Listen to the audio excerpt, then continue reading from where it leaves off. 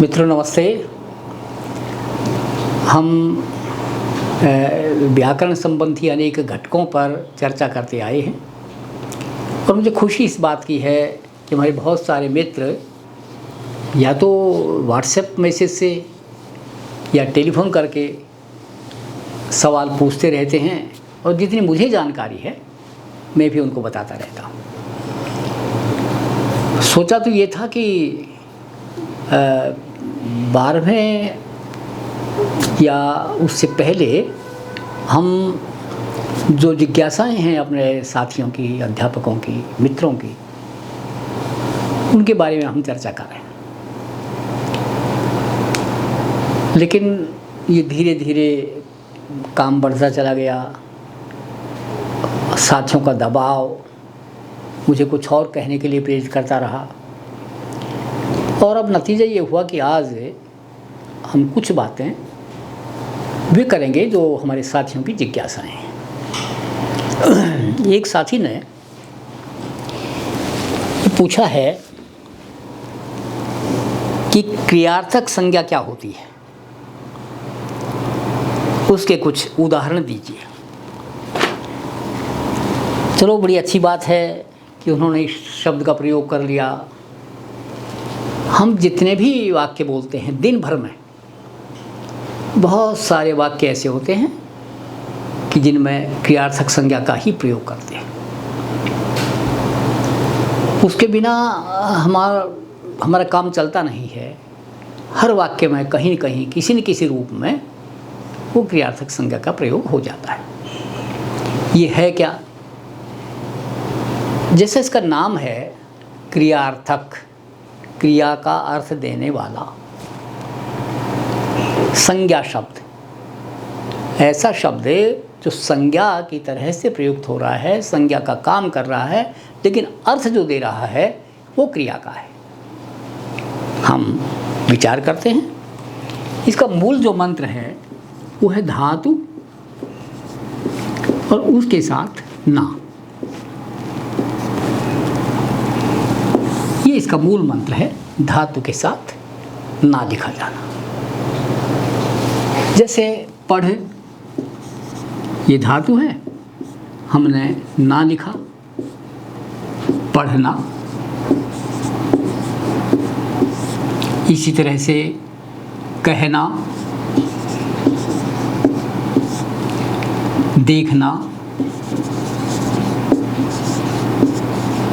जितनी भी धातुएं आएंगी मूल धातु के साथ ना का प्रयोग होता है। लेकिन एक और बात ध्यान देने की ये है कि ये जो रूप है पढ़ना, कहना, सुनना, देखना, दिखना, चखना, इसका प्रयोग दो तरह से होता है। एक तो धातु के अर्थ में ही, क्रिया के अर्थ में होता है। लेकिन क्रिया कौन सी? जो आज्ञार्थक क्रिया है, विस्तृत आज्ञार्थक क्रिया। तुम लाइब्रेरी जाओ, वहाँ अखबार पढ़ना, मैंने उसे आज्ञा दी, वो पढ़ेगा। तुम वहाँ पहुँचो, धीरे से ये बात कह देना, कहना, आज्ञा दी। उसी तरह से वहाँ जाकर उस दृश्य को देखना, या ये शब्द उस कोश में देखना। यानी जितने भी ना वाले वाक्य हैं वे अनुमति या आज्ञा को दर्शाने वाले हैं और उन सब के साथ ना लगता है। लेकिन यही शब्द संज्ञा बनता है। पर अंतर क्या है?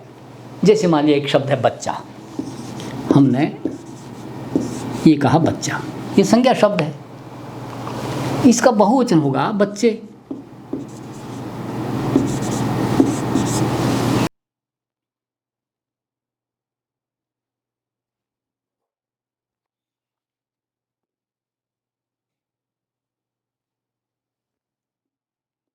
और फिर ये होगा बच्चे को, बच्चे से, बच्चे के लिए, फिर अपाद में बच्चे से, संबंध में बच्चे का, के या की, और अधिकरण में बच्चे पर, ये प्रयोग इसके होंगे। इनके भी ऐसे ही होंगे, क्योंकि ये संज्ञा बन गए। हम कहेंगे पढ़ने को, पढ़ने से, पढ़ने के लिए, पढ़ने से, पढ़ने का, पढ़ने पर, इनके रूप भी ऐसे ही चलेंगे। लेकिन अंतर ये रहेगा कि बहुवचन में इनका प्रयोग नहीं होता। ये जो क्रियार्थक संज्ञा हैं, ये बहुवचन में कभी प्रयुक्त नहीं होती, सदा एक वचन में रहती हैं। और ठीक पुल्लिंग आकारांत जो शब्द हैं, लड़का है, बच्चा है, कमरा है, बकरा है, तो उन सब का जैसे रूप चलते हैं वैसे ही इनके भी रूप चलेंगे संज्ञा शब्दों के। इसी तरह से ये क्रिया का अर्थ देते हुए संज्ञा का काम करती हैं। इसे कहते हैं क्रियार्थक संज्ञा। मुझे लगता है कि बात साफ हो गई होगी। और प्रयोग में कि मैं पढ़ने के लिए पुस्तकालय जा रहा हूँ, उसे पढ़ने का बहुत शौक़ है, मैं पढ़ने पर ही बता पाऊँगा। अरे इसमें पढ़ने को रखा ही क्या है, यानी वे को है, से है, तो विभक्ति लग जाती। विभक्ति जो लगती हैं वो लगती हैं संज्ञाओं के साथ। तो वे विभक्तियाँ जब इन क्रियाओं के साथ लग जाएं तो उनको कहेंगे क्रियार्थक संज्ञा।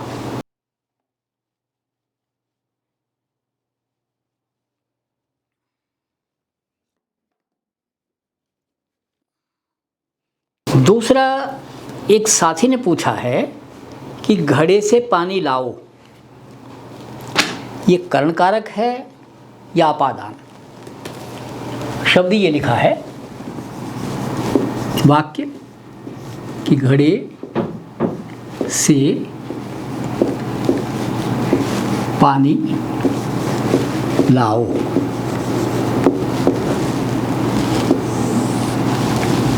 ये वाक्य है और इसके बारे में उनकी जिज्ञासा ये है कि ये कर्णकारक का है या अपादान का है। देखिए, अगर यहाँ मैं आ जाता घड़े में से, तो उनको किसी तरह की शंका नहीं रहती। अब शंका ये है कि शायद नदी से या कुएं से वो पानी निकाल रहा है और घड़े के द्वारा ला रहा है कि नदी से, नदी पे जाओ और घड़े से पानी लाओ। अगर ऐसा प्रयोग है, कुएं पर जाओ, घड़े से पानी ले आओ, लोटे से पानी ले आओ, गिलास से पानी ले आओ, बाल्टी से पानी ले आओ, तो हम ये देख रहे हैं कि भाई ये साधन है, इसलिए कर्ण कारक है। लेकिन जब हमें घड़े में से पानी ले आओ तो फिर ये अपादान कारक हो जाएगा, क्योंकि पानी को हम अलग कर रहे हैं। तो यहाँ मैं का अध्याहार करेंगे तो जिज्ञासा शांत हो जाएगी, स्वतः शांत हो जाएगी। इस तरह के जो वाक्य हैं उनको एक बार प्रयोग करके देख लें तो शायद हमें बहुत ज़्यादा पूछने की, कहने की ज़रूरत नहीं पड़ेगी। इसी तरह एक साथी ने बड़ा हल्का सा एक और वाक्य लिख रखा है कि कलकत्ता की मिठाई या कलकत्ते की मिठाई। हम ये देखते हैं कि कलकत्ता पुल्लिंग शब्द है, आकारांत शब्द है, तो शुद्ध होना चाहिए कलकत्ते की मिठाई। लेकिन अनेक लोग जो कहते हैं कलकत्ता की मिठाई, इसका अर्थ ये हुआ कि वो नगर का लोप कर दिया, कलकत्ता नगर की, नगर समाप्त कर दिया। क्योंकि व्याकरण में लोप जो है वो उसका एक प्रयोजन होता है। पतंजलि ने 5 प्रयोजन बताए, जिसमें से एक जो प्रयोजन है वो आदेश और लोप आ जाता है। ऊहा और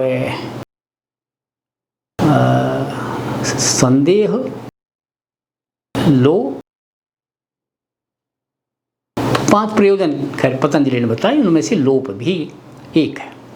और कई बार आप देखते होंगे सारी विभक्तियों का लोप हो जाता है। मोहन घर जाता है, ने का लोप है कर्ता में, कारक करता है मोहन, लेकिन ने वहाँ नहीं है। शीला लड्डू खाती है। अब लड्डू के साथ को का प्रयोग ये कर्म है, लेकिन को समाप्त हो गया। मैंने कानों सुना है, यानी से, कानों से ये बात सुनी है, से का लोप हो गया। वह पढ़ने जाता है, के लिए का प्रयोग ख़त्म हो गया, केवल पढ़ने से काम चला। अरे यूथ भ्रष्ट है ये, झुंड से अलग हुआ, अपादान का से लुप्त हो गया। हम बार बार कहते हैं राजपुत्र तत्पुरुष समास में, राजा का पुत्र, वहाँ का प्रयोग खत्म हो गया। और मैंने मन ही मन सोचा, इसमें में का प्रयोग खत्म हो गया। तो सारी विभक्तियों का लोप हो रहा है प्रत्येक वाक्य में। इस तरह से हम देखते हैं कि लोप होता है, आगम भी होता है।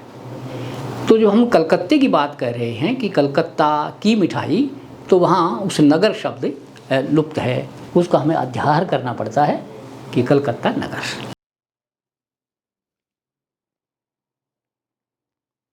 एक ने ये पूछा है कि क्या सा जो शब्द है तुलनावाची, वो अव्यय है? सवाल थोड़ा गंभीर है। सा, लेकिन थोड़ा अगर वो सोचते तो ये पाते कि अव्यय ये नहीं है, और वो जानते हैं, जिस भी साथी ने पूछा, क्योंकि सा का सी बनता है, अव्यय का तो कोई रूप नहीं बनेगा, से भी बनता है। तो जैसे अनेकों को देखता हूँ, मोहिनी जैसी सुंदर लड़की वो भी थी, तुम सर, लेकिन ये तो से है ना, समान का अर्थ है। ये समान शब्द के दो जगह प्रयुक्त होता है, शब्द से पहले भी प्रयुक्त होता है और शब्द के बाद में भी होता है। बाद में जब प्रयुक्त होता है तो सा से सी हो जाते हैं, राम सा, मोहन सा, शेर सा, वो तुलनावाची, जहाँ भी ये समान है। लेकिन यदि शब्द से पहले होता है तो फिर सा नहीं, स होता है। जैसे चित्र सहित है, नहीं सहित नहीं, हम बात करें समान की, तो समान वर्ण को कहते हैं सवर्ण। अकः सवर्णे दीर्घ। सजातीय, समान जाति वाला सजातीय, इसका विपरीत विजातीय। तो शब्द से जब पहले लग जाता है तो स में परिवर्तित होता है, और शब्द के बाद में लगता है तो सा में बदलता है, लेकिन अव्यय की स्थिति हमें दिखाई नहीं देती।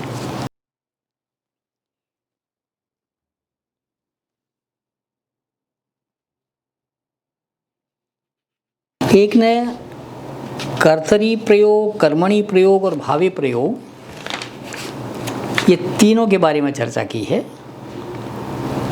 और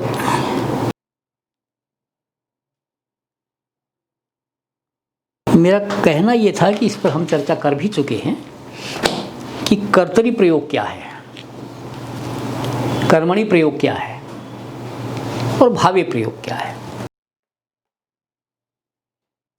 जब हम कर्ता के साथ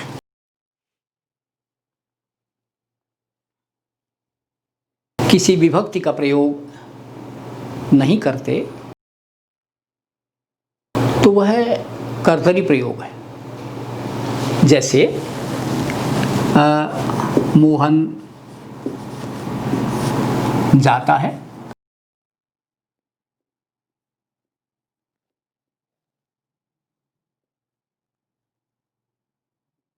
प्रकाम्या जाती है,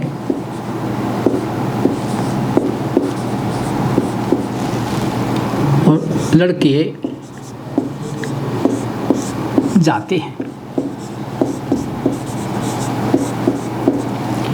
हमने ये देखा कि कर्ता के अनुसार क्रिया बदलती है। यहाँ पुल्लिंग है मोहन तो जाता है पुल्लिंग है, प्रकाम्या स्त्रीलिंग है तो जाती है स्त्रीलिंग है, ये बहुवचन है तो क्रिया भी बहुवचन है। ऐसे जो वाक्य हैं क्रिया के कर्ता के अनुसार जब क्रिया बदलती है तो ये वाक्य कर्तरी प्रयोग है, सारे कर्ता के हैं। लेकिन इसी वाक्य में जब ने होता है, ने कर्ता के साथ जब ने लग जाता है तो क्रिया उसका साथ छोड़ देती है, उसके साथ नहीं रहती। हमने देखा कि राम ने रोटी खाई, राम ने पराठा खाया, राम ने केले खाए। इन तीनों वाक्यों में हमने ये देखा कि ये क्रिया जो बदली है ये कर्ता के अनुसार नहीं बल्कि कर्म के अनुसार बदली है। राम ने करता है क्या खाई, रोटी, रोटी के साथ खाई हो गया, पराठे के साथ खाया हो गया और केले के साथ खाए, क्योंकि ये बहुवचन है इसीलिए क्रिया भी बहुवचन हो गई। ये पुल्लिंग है इसलिए क्रिया भी पुल्लिंग हो गई, स्त्रीलिंग है इसलिए क्रिया भी स्त्रीलिंग हो गई है। तो ऐसे जो वाक्य हैं ये है कर्तृवाच्य, लेकिन कर्मणि प्रयोग है। जो क्रिया है उसका प्रयोग कर्म के अनुसार हुआ है। और तीसरा एक और है कि यदि हम इसको समाप्त कर दें तो अगर ये कर्म भी किसी विभक्ति को ले लेता है, जैसे को, राम ने रोटी को खाया, को, राम ने पराठे को खाया, राम ने केलों को खाया। यानी क्रिया ना कर्ता के अनुसार बदली ना कर्म के अनुसार बदली, केवल अपने ही अनुसार बदली है।